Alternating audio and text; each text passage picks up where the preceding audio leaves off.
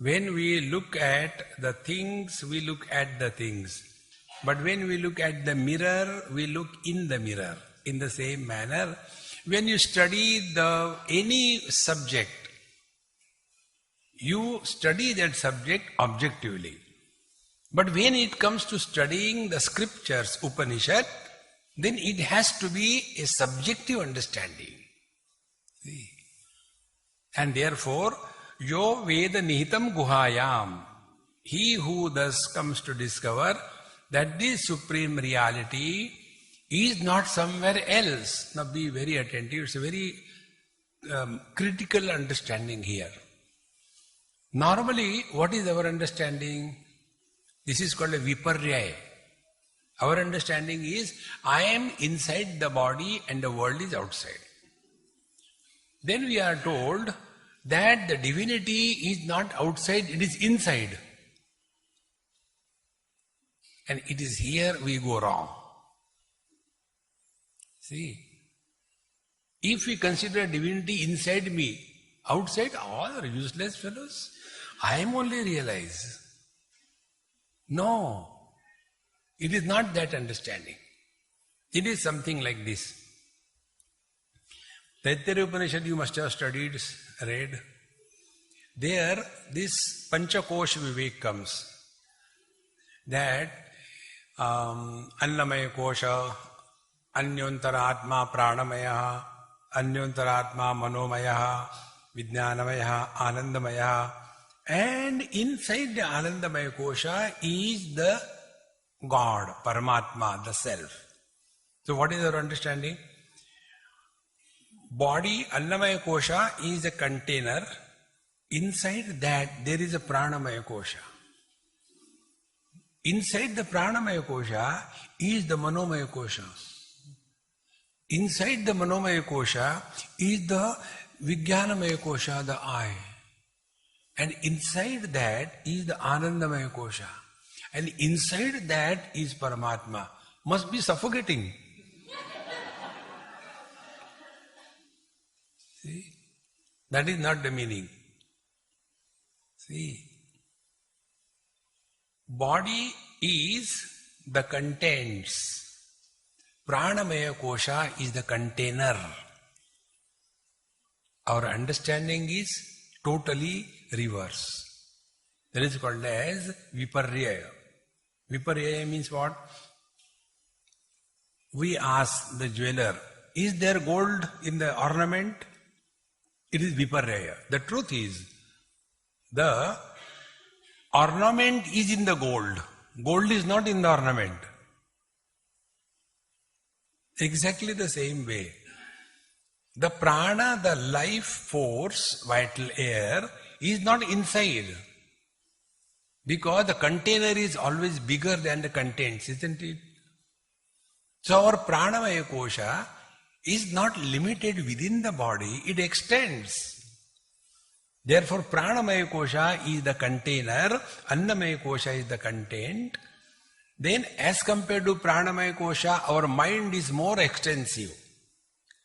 So, the mind is the container, and these two, pranamaya, annamaya kosha, they are the contents. Then, vijnanamaya kosha, the I. I includes all the three.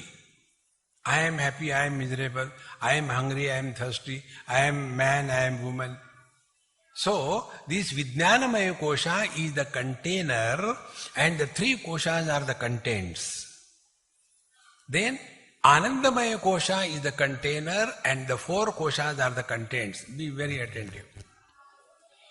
Our Annamaya Koshas are different from each other.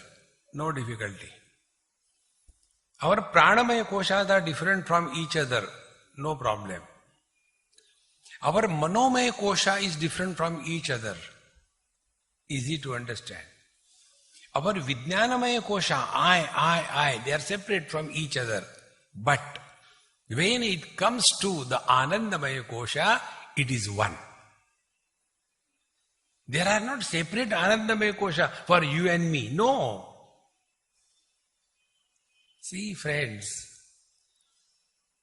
And therefore, in deep sleep, the causal body, in Anandamaya Kosha, there being no sense of otherness, therefore there is no sense of limited existence, and therefore there is no desire, therefore there is no body, and therefore there is all happiness. See? So the differences are on account of the two things. Number one, the gross body. Number two, the notion that we are one per body. We are not. This is the crux of Bhagavad Gita. 13th chapter, Bhagavan says, Kshetrajnam chapi mam viddhi sarva kshetreshu bharata. My dear Arjun, I am alone expressing through everyone, everything and being. He has no doubt. We have doubt. And therefore, we are searching, where is God, where is God? You are that. Tattvamasi. So, yo veda nihitam guhayam. He who has thus discovered this reality, saha avidya granthi vikarati iha somya. He will be undoing the avidya granthi. Avidya granthi is avidya kama karma. See, three things.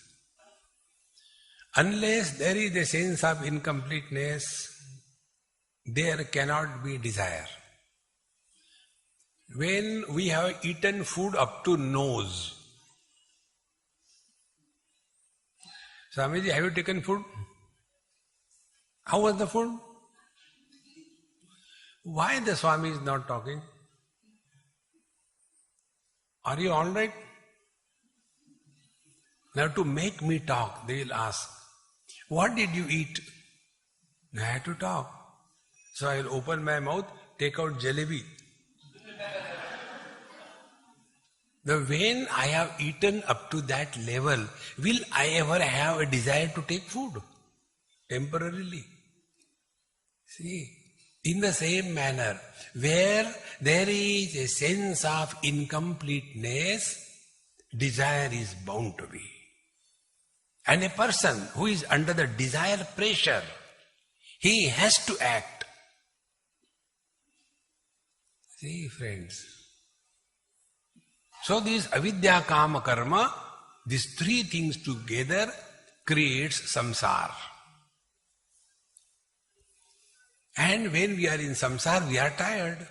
See, one of my friend asked me, Swamiji, you always refer about samsari, samsari. What is the meaning of a samsari?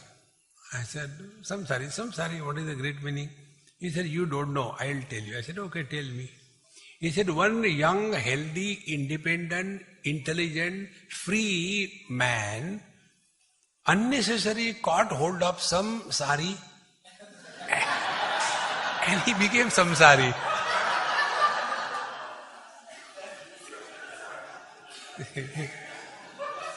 Samsari is born. So a samsari is the one who is caught up in these three. Avidya, kama, karma.